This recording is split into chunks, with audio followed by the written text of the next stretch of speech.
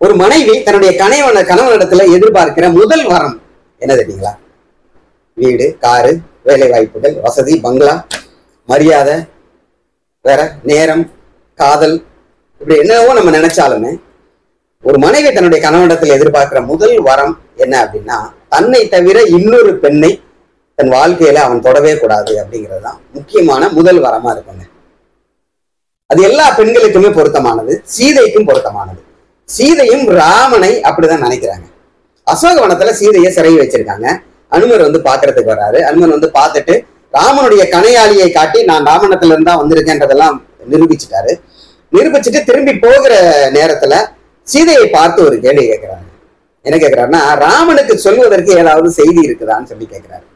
சீதை என்ன பண்ணிருக்கணும், இல்ல ராமனும் லட்சுமணனும் காட்டுக்குள்ள கஷ்டப்படுறாங்க, நான் இருந்த வரைக்கும் சாப்பாடுலாம் செஞ்சு பார்த்துக்கிட்டேன், இப்ப எப்படி இருக்காங்கன்னு தெரியல, பத்திரமா இருக்க சொல்லு, நல்லா சாப்பிட சொல்லு, உடம்ப பாத்துக்க சொல்லு, என்னை பத்தி கவலைப்பட வேண்டாம்னு சொல்லு, இப்படித்தானே சொல்லி அனுப்புவாங்க இல்லையா? இல்லைன்னா ராவண இடத்துல இருந்தோ இல்லது பிற வனவிலங்குகள் இடத்துல இருந்தோ தங்களை பாதுகாப்பா இருக்க சொல்லு காட்டுக்குள்ள, இப்படி எல்லாம் தானே செய்தி சொல்லி அனுப்புவாங்க.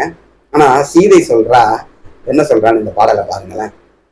வந்து என்னை கரம் பற்றிய வைகள் வாய், இந்த இப்பிறவிக்கு இரு மாதரை சிந்தையாலும் தொடேன் என்று செவ்வரம் தந்த வார்த்தை திருச்செவி சாற்றுவாய்.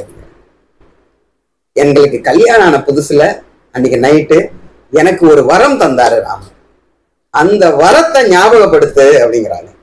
அனுமனிடத்துல சொல்றா, இதை போய் சொல்லு அப்படின்னு சொல்லிட்டு என்ன சொல்றான்னா, அன்னைக்கு நைட்டு என்கிட்ட சொன்னாரு, இந்த இப்பிறவியில் இந்த பிறவியில இன்னொரு மாதரை சிந்தையாலும் தொடேன் அப்படின்னு எனக்கு வரம் கொடுத்திருக்காரு.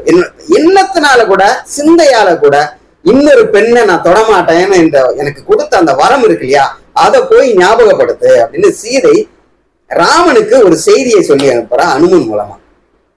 எவ்வளவு ஆச்சரியமான ஒரு தகவல் பாருங்க. சீதையும் ராமனை பற்றி நினைக்கிற பொழுது அவர் தான் சொல்லி அனுப்பிச்சிருக்கா, இந்த இப்பிறவியில் இரு மாதரை சிந்தையாலும் தொடேன்னு எனக்கு ஒரு வரம் கொடுத்தாரு, அந்த வரத்தை போய் ஞாபகப்படுத்து அப்படின்னு சொல்றாங்க.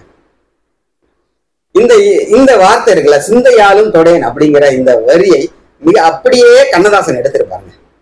வசந்த மாளிகை அப்படின்னு ஒரு திரைப்படம், நடிகர் திலகம் அப்படியே ஒரு ஸ்டைலான ஒரு நடிப்பை அந்த படத்துல கொடுத்திருப்பாரு. அதுல ஒரு பாடல் வரும், மயக்கம் என்ன இந்த மௌனம் என்ன அப்படிங்கிற ஒரு பாடல்ல சிவாஜி கணேசன் சொல்லுவதாக கண்ணதாசன் எழுதியிருப்பாரு. உன்னையெல்லால் ஒரு பெண்ணை இனி நான் உள்ளத்தினாலும் தொடமாட்டேன். உடனே அந்தம்மா வாணிஸ்ரீ பாடுவாங்க, உன் உள்ளமும் இருப்பது என்னிடமே, அதை உயிர் போனாலும் தரமாட்டேன். மிக அழகாக அந்த சிந்தையாலும் தொடேன் அப்படிங்கிற ஒரு வார்த்தையை கண்ணதாசன் எடுத்து உள்ளத்தினாலும் தொடமாட்டேன் அப்படின்னு தன்னுடைய பாடல் வரிகள்ல வச்சிருப்பாருங்க. எவ்வளவு சிறப்பான பாடல் பாருங்க. வணக்கம்.